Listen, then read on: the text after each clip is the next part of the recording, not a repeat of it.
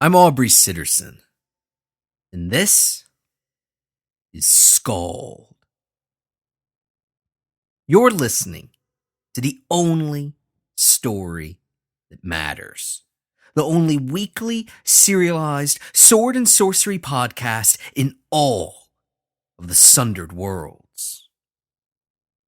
SKALD is unique, not only because I do it all myself, from writing to performing to producing, but also because of this important fact. I do every episode in one single, flawless take. This is the 6th episode of SKALD's 7th cycle. But feel free to dive in right here with the best episode yet. Afterward, you've got some options. You can go back to the earlier episodes via podcast or YouTube. You can pick up the prose volumes from Amazon, or you can just wait until next Tuesday when a brand new episode will be released. This isn't me reading you a story. This is me telling you a story. This is SKALD, part 102.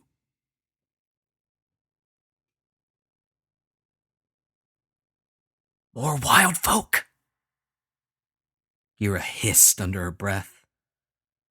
She wasn't panicked. Not yet. But she was concerned. Extremely concerned. She knew that the goat had promised them his protection, had said that the wild folk wouldn't dare attack while he was in their presence, but still. Who could trust the wild folk to do anything? Who could trust a goat, for that matter? Who could trust anyone in that dying world, limping as it was into nothingness?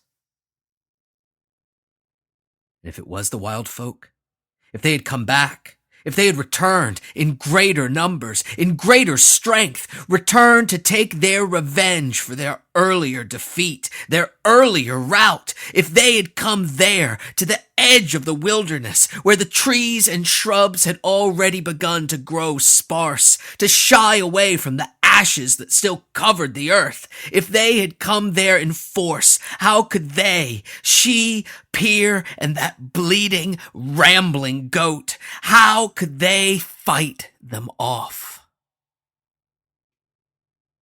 Her stone throwers were full, but she had seen how useful they were against the wild folk's blinding, blurring speed. And yes, Peer had killed the leader, had sent another running. But though she'd never say it to him, though she'd never tell him the truth, the fact of the matter was that he had been lucky, unspeakably lucky. And the wild folk, in their coursing primal wisdom, they would not let Peer be lucky again. Is it them? Geera drew closer to the goat, the better that he might hear her and respond in secret. Have they come to attack us before we leave their domain? But though Geera struggled to remain undetected from the eyes that surrounded her, from the figures that she could not see, but could nonetheless sense, could hear breathing and keeping pace with them, whose shadows she could see running and hiding in the corners of her vision, though she tried mightily to keep her awareness secret from her observers, the goat made no such effort. My gods, no!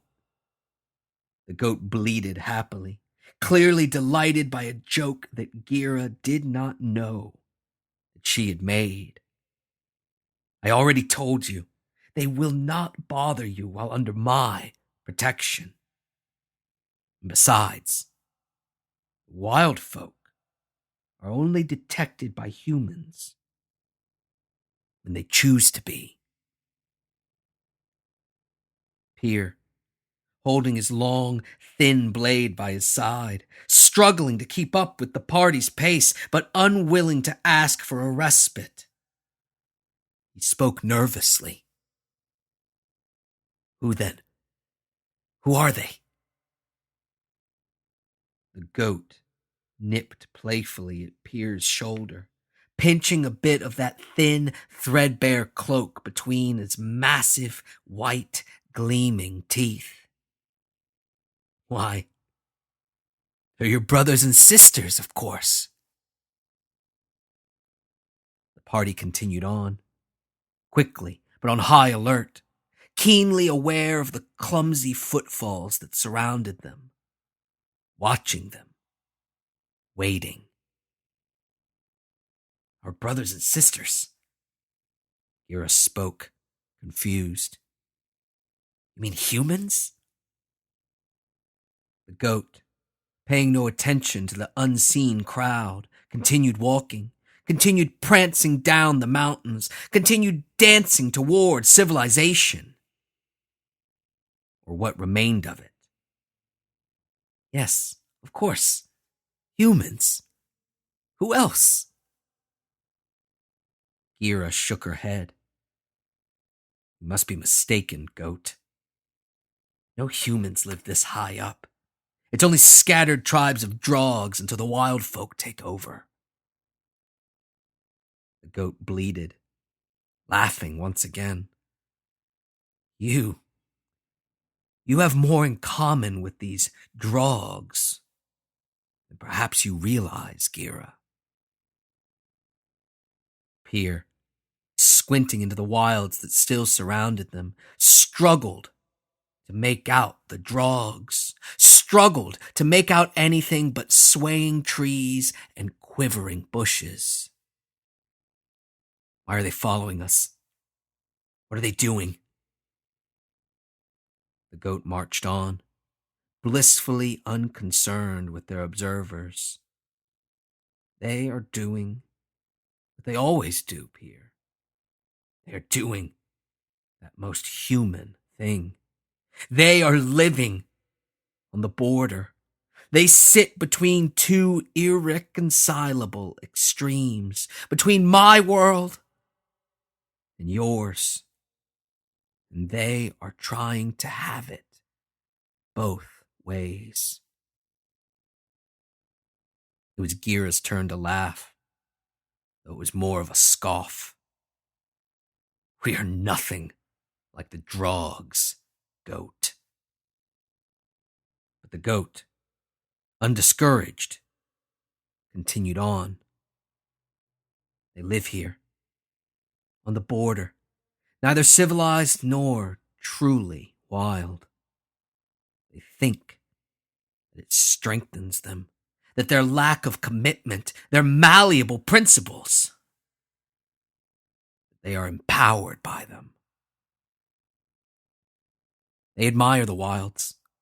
They are drawn to the wilderness, to my wilderness, but still, they cannot bear to give up the civilization they've known, the civilization they've been bred to, for, and by. And so they live here, on the border, exploiting the wilds even as they claim to love them, benefiting from civilization even as they claim to hate it, not realizing that they are debased by the act, by their dual betrayal. They hope to use the wilderness to their benefit in civilization. The goat turned knowingly to Geera, locking his giant, calm eyes with hers. No, I think that you are very, very much like the Droggs, Geera. Peer saw Geera swallow hard, saw her struggle to choke down whatever rejoinder was rattling around in her brain, and quickly he spoke so as to give her more time to put her reply to rest. Why are they waiting? Why not just attack if they have us surrounded? The goat bleated. Do all humans ask so many questions when they already know the answers? No wonder you all talk so much. The goat stopped briefly to gently nibble a leaf off of a low-hanging branch. They wait because they see themselves as victims. Victims of civilization, victims of the wilderness, victims of time itself, and a victim, by its nature, by its very definition, is weak. And since they see themselves as weak, they are reluctant to attack, reluctant to take action, even though they know that they must. So instead of taking that action, instead of taking it now, they simply watch. They wait. They hope for you to grow scared, to grow careless, maybe even to run, to allow yourselves to be separated. Perhaps until you fall asleep. They wait for an opportunity to pretend that they are strong, that they are not victims, and they will wait endlessly for it.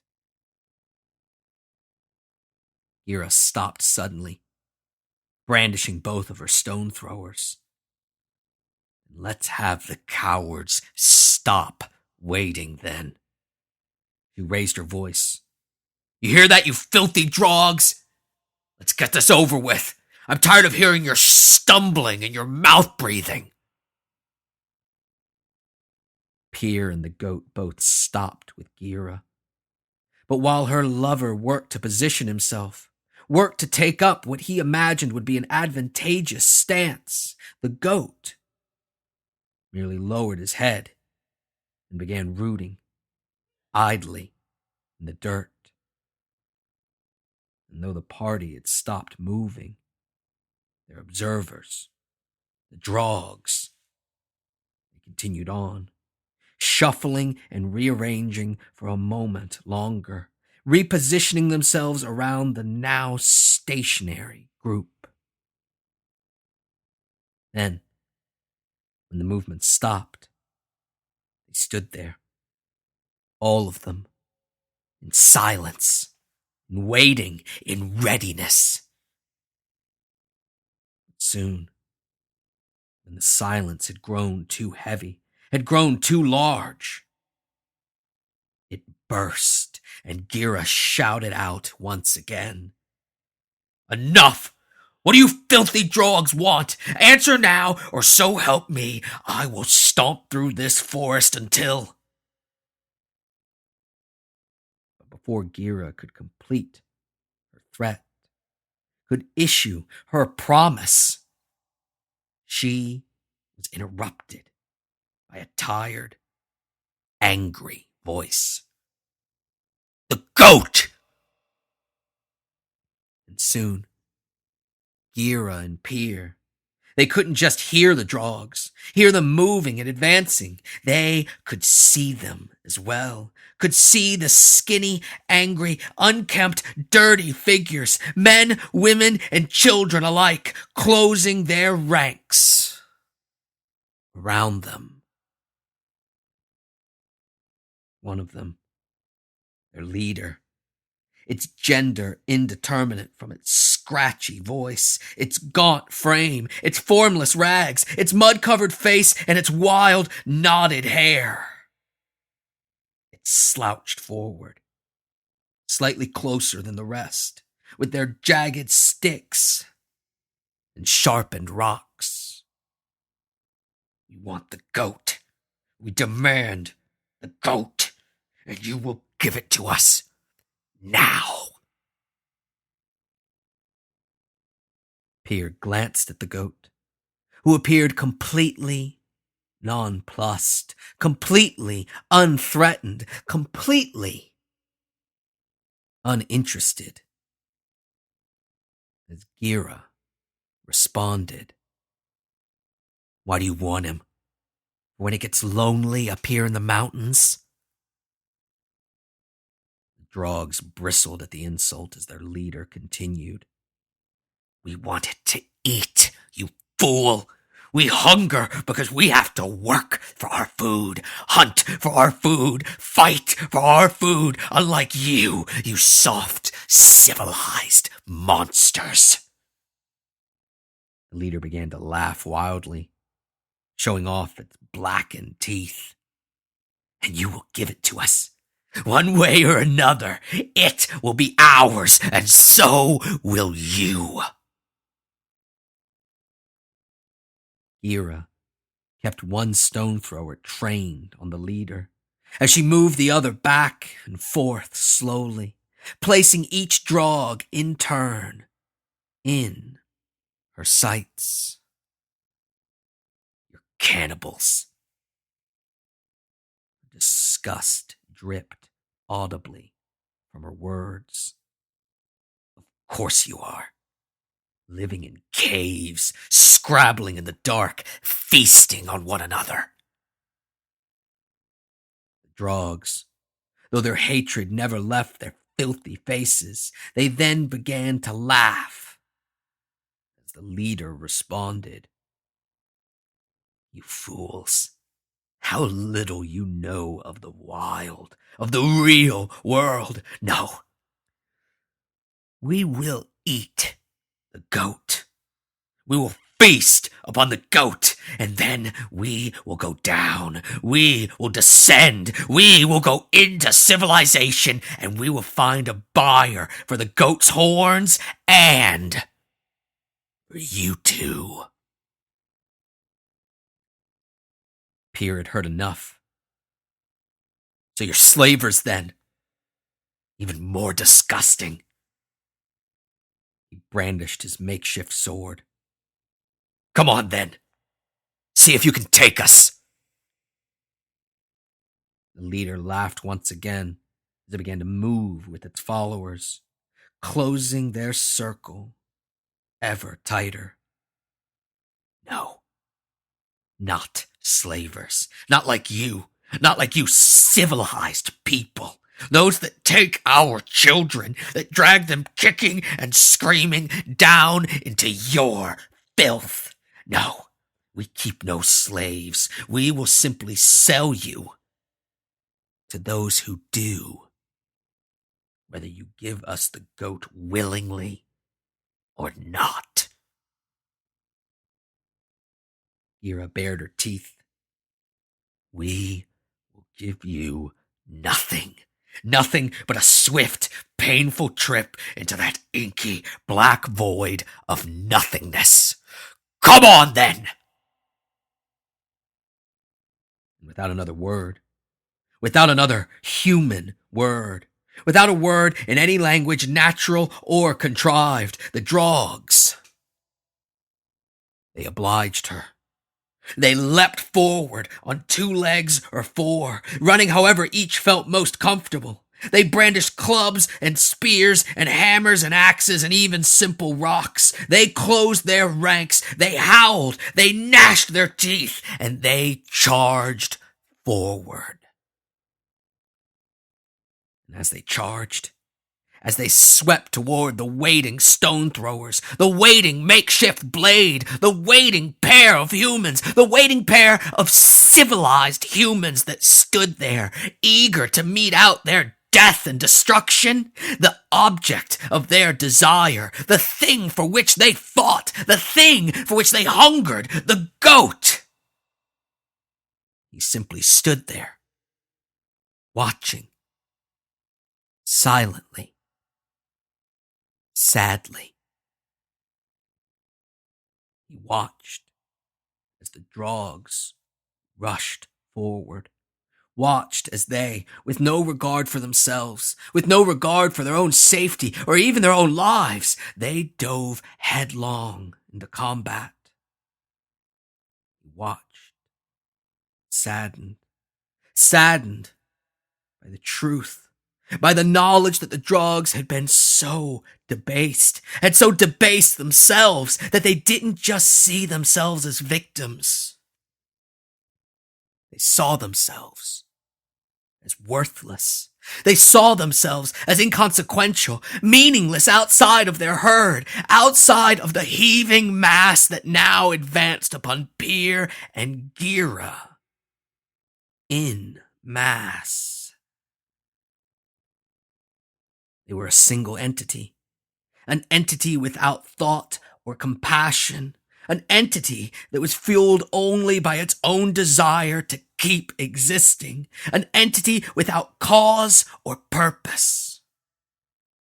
And so, when Geera pulled the trigger, when the first stone thrower rang out with its riotous, violent cry, when the rock shot out of that tube and embedded itself in the skull of the leader, when that leader pitched backward and collapsed, the Droggs, that unruly, single-minded mob, they paid it no mind because they had their orders, they had their commands, and they would see them done. Goat watched as Geera, that brash, brazen warrior, watched as she fired again and again, watched as she emptied her dual stone throwers on the advancing Droggs, and every time she fired, every time a stone was expelled from those mechanical wonders, the ones she had designed herself, had built by hand, every single time, the stones found their mark. The stones hit their target. The stones murdered coolly, quickly, over and over and over again. And when those targets fell, when the stones had done their work, the 6 Droggs that lay there, dead and dying, they were no longer part of a mob. No, they weren't even Droggs anymore. They were humans. Sad, petty, broken things, as miserable a sight as the goat had ever wished to see. Geera murdered the 6 closest, the 6 fastest, but there were still more. There were many more, and they were drawing ever closer. With no time to load her weapons, with no time to reset the trigger on her stone throwers, Geera holstered the devices and drew another weapon. Drew a short, thick, smooth baton, one that she balanced in her hand, then swung quickly in practice, the polished wood caressing the air as the Droggs approached. The goat was sickened by the matter-of-fact way that Geera dispatched with the Droggs, dispatched with the humans, but he was not surprised. How could he be? She had been hardened, had been sharpened to a vicious, dangerous point.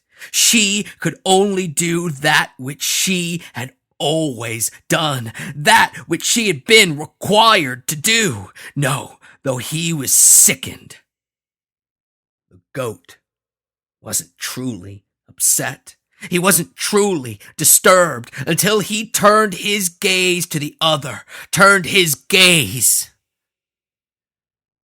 to Peer.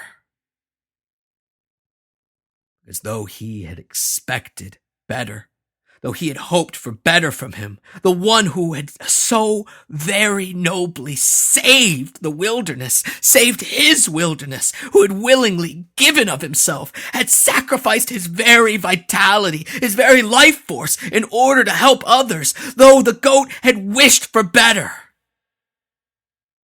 What he saw caused his stomach to turn. Peer wielded his blade, that makeshift sword, deftly. He wielded it with deadly accuracy, and worst of all, he wielded it with joy, with utter delight. The goat could see his face, could see his eyes, could see that Peer was enraptured as he thrusted and slashed with that razor-thin blade, as he sought out and found the Droggs' vital organs, as he sought out and found their pulsing arteries, as he maimed and he killed man, woman, and child over and over again, circling around the goat, working together with Geera and her awful, crashing truncheon, the baton she wielded with savage efficiency. The goat watched, sad, disheartened, miserable, disgusted, watched with tear-filled eyes as Drogg after Drogg met their grim fate. Watched those cringing, squinting creatures, those miserable, debased cave dwellers. He watched as realization grew in their minds, as fear took hold in their eyes, as they soon after became resigned to a simple fact. It was too late to save themselves. They had given themselves up to a mob. They had sacrificed their individuality so that the mob might come to be. And now that the mob had failed, now that it had been broken on stone, on blade, and on truncheon, they knew that it was too late. Their doom had been sealed. The Droggs began to pull back. Those that could. Those that didn't have a stone in their skull, a gash in their throat, a brain so rattled as to be useless. They pulled back. Not as one, not as a unit, not as an entity, not as a mob, but as a fearful crowd. Uneven, unregulated, they abandoned their fellows. They abandoned their friends and their family, leaving them to be cut down, leaving them to be beaten down as they fearfully scrambled back off into the wilderness. And though he hoped for better from Geera and Peer, though he had wished for better from them, the goat was sorely disappointed.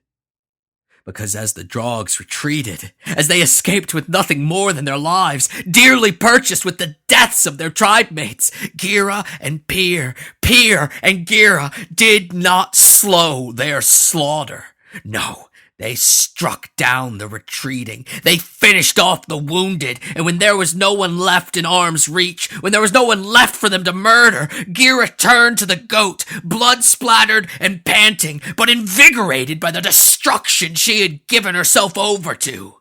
Goat, quickly, they're escaping. We have to chase them down. Let me ride you.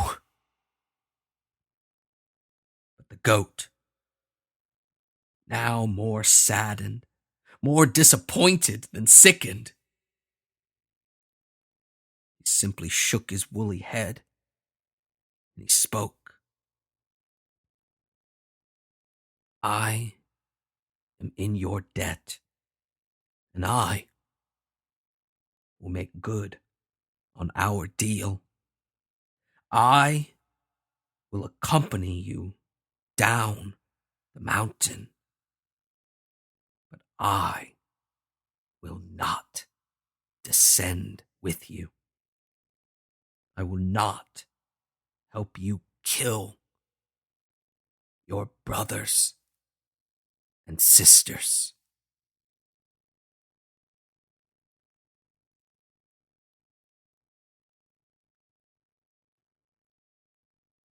Thanks for listening to the very best episode of SKALD yet. Each week, I read one of the show's iTunes reviews as a way of encouraging you to go leave one of your own.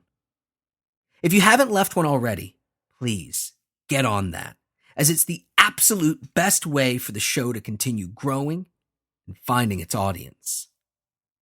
Twigs and Berries says, devotion leads to success.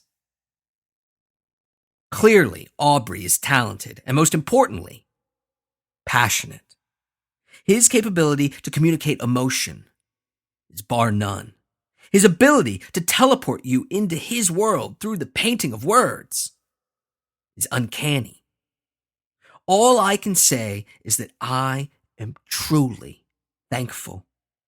I drive 4 to 5 hours a day throughout the week, and it is a true pleasure to be lost in his world for the duration.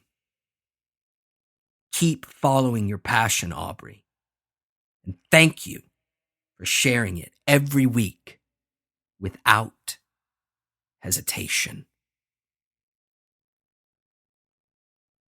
This episode of SKALD, like every episode of SKALD, is brought to you through the support of my Patreon donors. By going to patreon.com/SKALD, you can help support The Only Story That Matters with as little as a few bucks a month. But if you want to give more, you can get yourself some amazing rewards. For instance, if you're willing to plunk down $8 a month, I'll follow you on Twitter. And if you're funny, smart, and or weird, which, seeing as you're a SKALD fan, you're probably all three, and generous to boot, I'll probably retweet you all the time. At the very least, it'll make it easier for us to talk about stoner metal and weird Dungeons & Dragons builds. Plus, you also get all the rewards from lower tiers, including the SKALD Prose volumes, a personalized fantasy name each month, inclusion on the website's thank you page, and a reading recommendation that I make just for you based on your interests. To get all of that and more, head to patreon.com/SKALD today. For more information on me, the SKALD Prose volumes, my comic book writing, signed copies of my work, my wrestling talk show Straight Shoot, my bio, contact information, social media, and more, get yourself to aubreysitterson.com. This week's recommendation is a television show. And I'm doing this recognizing that it's kind of a risk, as two shows that I've plugged in the past, Penny Dreadful and Luke Cage, started off really, really good, which is when I recommended them. And then afterwards, they kind of lost me. I'm gonna risk it though. I'm going for it because I gotta tell you, even though I'm only 2 episodes in right now, I absolutely adore The Young Pope. It's a strange, beautiful, hypnotizing meditation on faith, bureaucracy, politics, and religion, and it's absolutely stunningly gorgeous to look at. Check it out if you get the chance. Thanks for listening. I'll talk at you next week.